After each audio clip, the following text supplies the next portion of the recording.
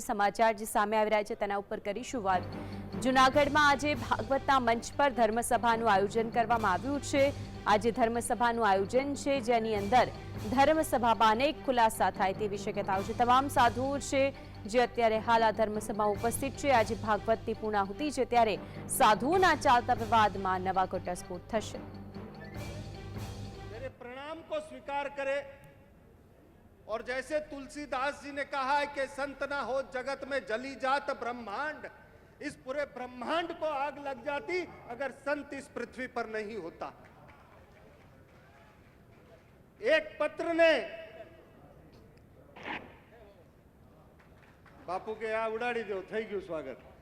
एक पत्रकार ने मुझे पूछा था कि इतने सारे संत है तो फिर समाज में इतनी अव्यवस्था और ये सब क्यों है। मैंने कहा केवल 1 मिनट के लिए तू सोच के देख ले कि इतने संत होने के बावजूद भी अगर इतनी अव्यवस्था है तो अगर संत ना होते तो ये पृथ्वी कभी की खाक हो चुकी होती। तुम्हारे सोचने की जगह अलग है और हमारे सोचने की जगह अलग है। इसीलिए तुलसीदास जी ने कहा कि संत ना हो तो जगत में तो जली जात ब्रह्मांड। संत प्रयत्न करते रहता है, यत्न करते रहता है, कभी दावा नहीं करता कि ये मैं करके रहूंगा, मैं प्रयत्न करूंगा, मैं सुधारने का प्रयत्न करूंगा। तो ऐसे सभी संत एक झुपड़ी में बैठ के या एक अपने मठ में बैठ के समाज में अपना कार्य कर रहे हैं। ऐसे सभी रमता राम, जोगी, योगी, खड़ दर्शन, काला पीला धोला लीला काळा जेने પહેર્યા હોય બધા મારા સનાતની સંતોના ચરણોમાં હું આજે વંદન કરું છું સાહેબ। કેમ કે તમે વાડા પાડ્યા છે, તમે વાડા પાડ્યા છે કે આ સીતારામ સાધુ છે, આ વૈષ્ણવ સાધુ છે ને આ શૈવ સાધુ છે। અને મારા માટે તો હું આ ભાગવતના મંચથી કહું છું જો આજે હું ખોટું બોલીશ તો મારા માનું દૂધ લાજશે। આજે जो हूं आज खोटू बोलू तो आ भागवत भगवान जे सजा आपसे सजा लेवा तैयार छू। आज जे कई कहीश जेम कोर्ट में के भगवत गीता नी शपथ लईने को सत्य कहो छो के नहीं, हूँ आ भागवत भगवान नी शपथ लईने कहूं छू कि आज इस भागवत भगवान के ऊपर हाथ रख के कहता हूं जो कहूंगा सत्य कहूंगा, सत्य के सिवा कुछ नहीं कहूंगा।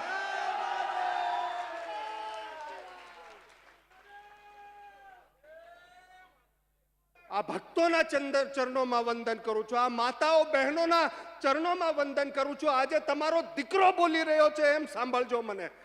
कदाच मारा भाषा में कोई एवी बात आवी जाए तो दीकरो समझीने माफ करीने मने सांभळजो, बस एटलुं कहूं छू। ए करुणानी ने ममतानी ने मातृत्वनी दृष्टि राखीने आज मेरी माता बहने मुझे अपना बेटा समझकर सुने, उस मातृत्व के भाव से सुने। अगर मेरे भाषा में कोई दोष भी आ गया तो माफ करना, क्योंकि भावावेश में व्यक्ति को शायद कभी भाषा का ज्ञान नहीं रहता, भाव ज्यादा प्रधान हो जाते हैं।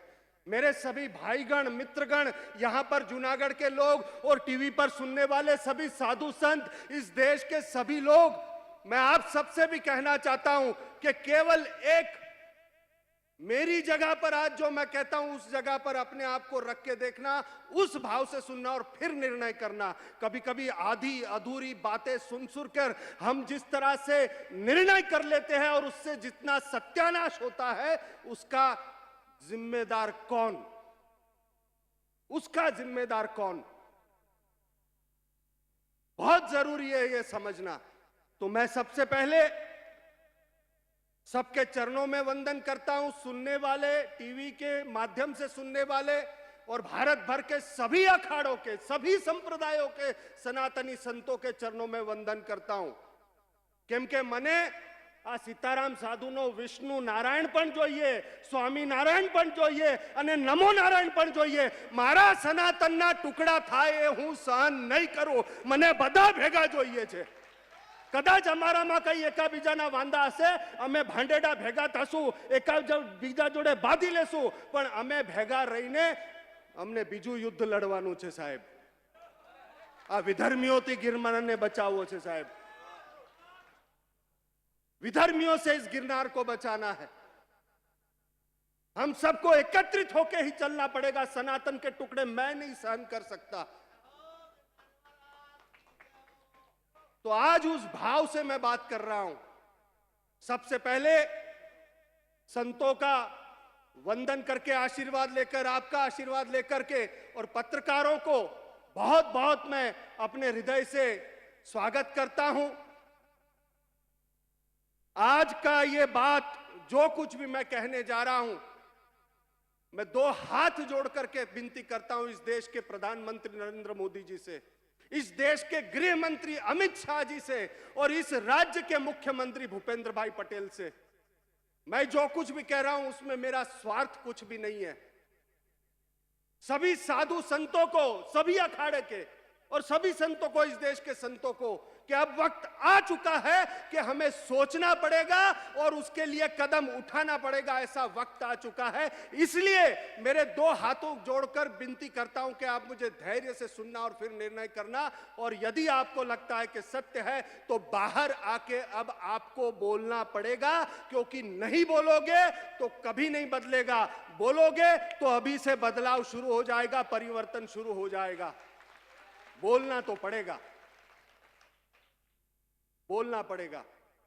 तो मैं आपके पत्रकारों के माध्यम से इस देश के प्रधानमंत्री, देश के गृह मंत्री और इस देश के मुख्यमंत्री, उन सबको ये संबोधित कर रहा हूं आज की ये बात, और सभी धर्माचार्यों को भी मैं ये बात संबोधित कर रहा हूं। इस बात को ध्यान में रख करके आगे बढ़ रहा हूं।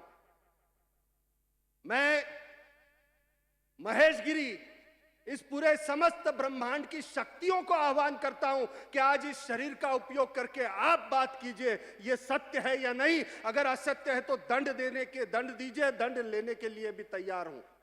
तो मीडिया की बात सबसे पहले कहूंगा। दो तरह की मीडिया होती है साहब, एक खानदानी मीडिया होती है और एक लावारिस मीडिया होती है। एक खानदानी मीडिया, आप देखोगे अखबारों को तो आपको पता चलेगा कि ये खानदानी और ये लावारिस है।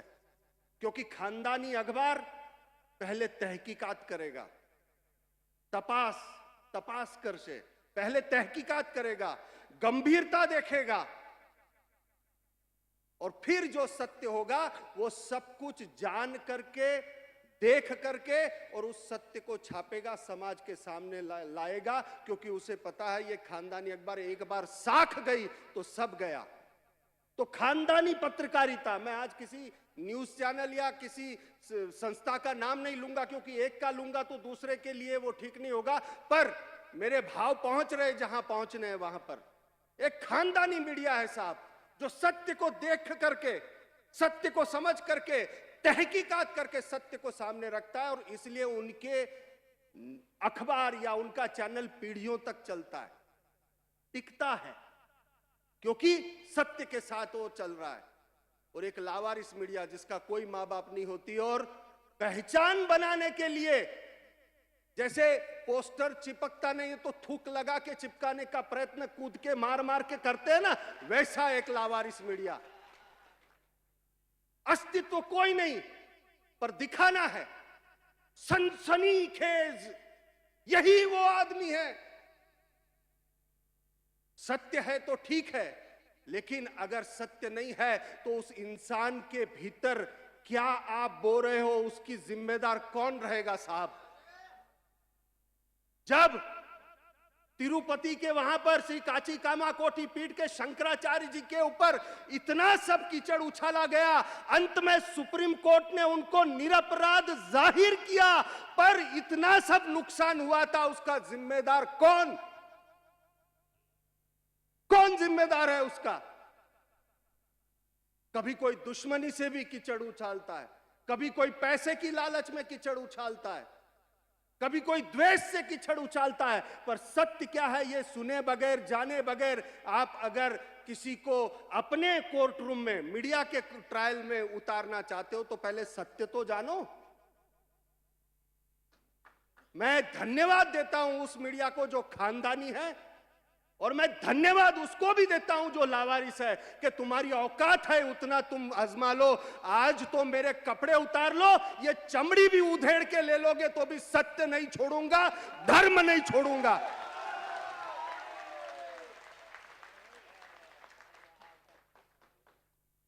બાપુની આખી સિરીઝ છાપીશું। અરે તું છાપી લે, તારામાં દમ હોય એટલું। આજે તો કપડા ઉતરી જાય, ચામડી ઉધેડી નાખીશ તો પણ ચાલશે, પણ સત્યને ધર્મને નહીં છોડીશ। ભૂલ થવી અને ગુનો કરવો આમાં ફરક છે સાહેબ। भूल होना और गुनाह करना, इसमें फर्क है। अगर हेतु शुद्ध हो तो भूल हो जाती है, पर हेतु में अशुद्धता हो, हेतु पूर्वक किया गया हो तो गुनाह है। गुनाह के लिए सजा है और भूल के लिए माफी होती है। और तुम्हारी औकात क्या है कि तुम मुझे माफी दो और तुम मेरे लिए गुनाह तय करो?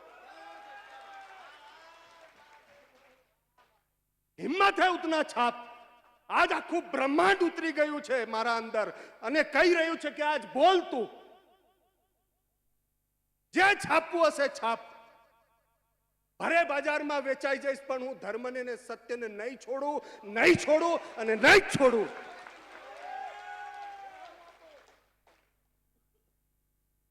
आक्षेपों करो, आज तो छेल्ली भी को, आज तो आखिरी डर है ना वो भी निकल गया साहब। आखिरी डर कि अगर ये बात बाहर आ जाएगी तो क्या होगा, वो भी निकल गया साहब। है क्या तुम्हारे पास? आज आके हॉटलाइन का कटका देखो, देखो दी ये हॉटलाइन है, ये खबर है, वो है ये। अरे छे शू सत्य डोबा, पेला पेला झांकी ने तो जो। मैं अपने जीवन से वो बात करना चाह रहा हूं आज। लगभग सब, मैं ये नहीं कहूंगा सभी साधु, लेकिन लगभग साधुओं की पीड़ा व्यक्त करने जा रहा हूं जो आज तक कभी नहीं हुई अपने जीवन से। क्योंकि मैं किसी के जीवन को उधार लेकर के अपनी बात नहीं रखना चाहता, मैं अपने जीवन से कहना चाहता हूं। और सांत्वना के लिए नहीं, सिंपथी के लिए नहीं, पर जो सत्य है वो मुझे सामने रखना है, इसलिए जो सत्य है वो मुझे सामने रखना है इसलिए।